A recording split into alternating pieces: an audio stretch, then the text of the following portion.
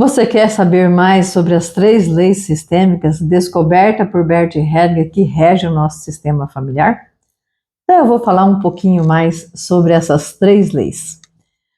O nosso sistema familiar, nós somos regidos por 3 leis de acordo com Bert Hellinger. Uma das leis é a lei do pertencimento. E o que é a lei do pertencimento? Todos têm direito de pertencer. É isso que é a lei do pertencimento. Mas se tiver um membro da minha família que foi excluído, seja na geração atual ou nas gerações anteriores, ou uma pessoa ou mais pessoas irão compensar essa exclusão. Então, ninguém pode ser excluído, independente se ele errou, se ele falhou, o que é que aconteceu com essa pessoa, se ela teve, de repente, uma doença contagiosa, uma doença mental, que antigamente era muito comum, até esconder, acorrentar uma pessoa que tinha um problema mental, ou se alguém errava, uma moça ficasse grávida solteira, às vezes era excluída, né? Ou casasse com quem não queria, e assim por diante. Então, se eu excluir um membro da minha família, isso vai trazer sérias consequências. Então, todos têm direito de pertencer. Todos precisam ser inclusos. Inclusive, quando nós constelamos uma pessoa, nós fazemos a inclusão dos excluídos neste momento do movimento da constelação. Também os abortos. Cada aborto que teve, ele precisa ser incluso. Todos os nossos relacionamentos, seja namorado, marido, esposa, namorada, todas as pessoas que entraram na nossa vida, elas precisam ser incluídas. E também assim como nossos empregos, as cidades onde nós passamos e moramos, nada pode ser excluído uma vez que fez parte da nossa história.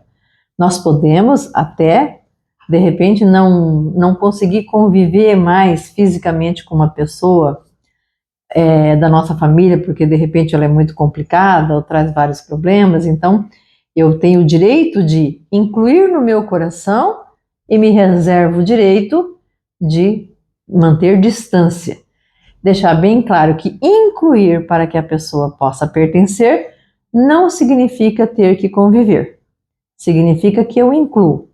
Então, incluo abortos, incluo meus pais, meus ancestrais, todas as pessoas que passaram pela minha família, cidades que eu morei, os trabalhos que eu tive.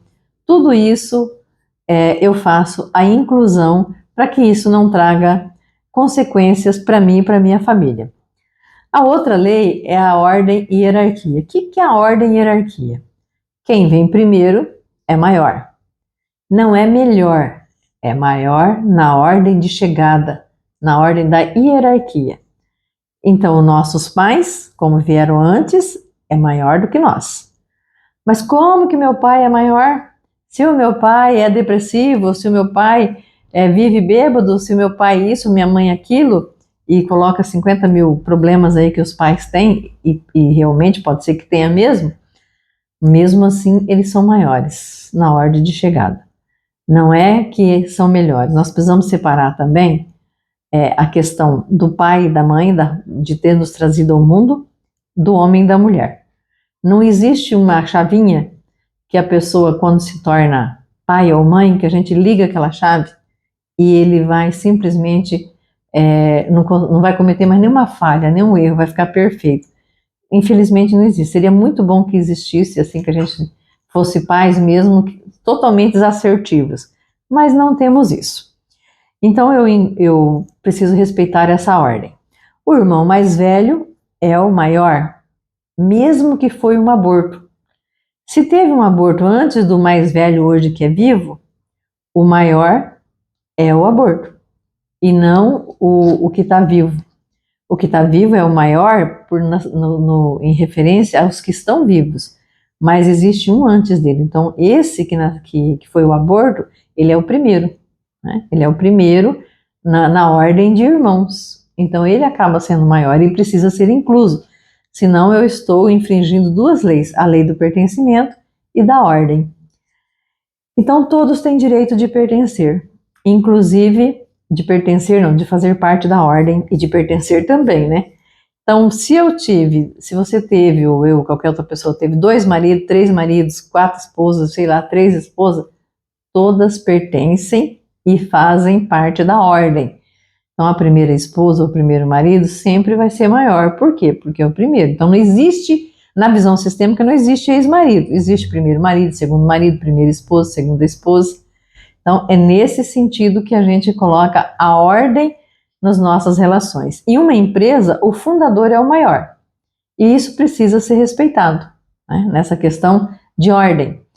E muitas vezes o fundador ou o funcionário mais antigo não tem esse respeito. E a gente sempre, mesmo que ele já, por exemplo, está muito idoso, não consegue mais comandar a empresa, mas ele é maior, mesmo que tenha falecido, é maior. Não está mais ali, mas foi o fundador e precisa ser respeitado na ordem. Agora, o líder, numa empresa, por exemplo, nós não temos só um organograma, né? A gente tem a ordem da questão de organograma, na verdade, e essa ordem de chegada. Então, ordem de chegada, de organograma e de competências. Então, já até muda um pouquinho a questão de ordem aí dentro das empresas. Então, a gente precisa sempre pensar, o que veio primeiro na minha vida é maior. E essa hierarquia precisa ser respeitada. No casamento, não tem questão de maior. O homem e a mulher, ou seja, um casal hétero ou um casal homo, são do mesmo, vamos dizer assim, são do mesmo tamanho. Ninguém é maior que ninguém. Só tem a questão de ordem, da ordem dos companheiros ou das companheiras que nós tivemos. Mas o casal deve estar sempre em equidade, em equilíbrio, se sentindo do mesmo tamanho. Eu também posso romper essa ordem quando, por exemplo, se eu me comportar como mãe da minha mãe ou mãe do meu pai. Tem filhos que começam a querer mandar nos pais. Neste momento acontece uma desordem, e ao acontecer a desordem acontece o caos. Então, sempre entendendo que os pais são maiores, e o fato do irmão mais velho também ser maior não significa que ele manda nos demais. É que a ele caberia a liderança ali na hora de resolver algum problema de família. Se a esposa se comporta como mãe do marido, ela está querendo até ser maior que a sogra, e se virou mãe dele, isso vai dar um problema, uma desordem nesse casamento. E isso tem muita coisa para a gente trabalhar, viu, gente? Eu estou falando aqui resumidamente. A outra lei é a lei do equilíbrio. O equilíbrio entre o dar e receber. O que é isso? A gente precisa ter um equilíbrio no dar e receber. Essa lei só não tem validade para entre pais e filhos. Por exemplo, os pais nos deram a vida, então, mesmo que eu desse para o meu pai, para minha mãe uma casa, eu não estaria desequilibrando porque são meus pais, né? Me deram a vida. E os pais também podem dar para os filhos. Então, nesse sentido, não tem desequilíbrio. Mas entre marido e mulher, se um faz demais e o outro não retribui, vai dar problema lá na frente. Ou você vai adoecer quem está dando demais, ou vai ter perdas financeiras, ou ainda vai poder ter assim, a pessoa ter uma atitude que te machuca, tipo uma apunhalada nas suas costas, ou ter uma traição. Vai acontecer algo onde essa amizade ou esse relacionamento pode até se romper porque um fez demais e o outro não retribuiu. Isso também entre amigos, e isso nas relações, e isso também entre patrão e empregado. Precisa haver um equilíbrio entre o que é pago, entre o que o funcionário oferece. Quando acontece desequilíbrio, vai ter problema também entre patrão e empregado.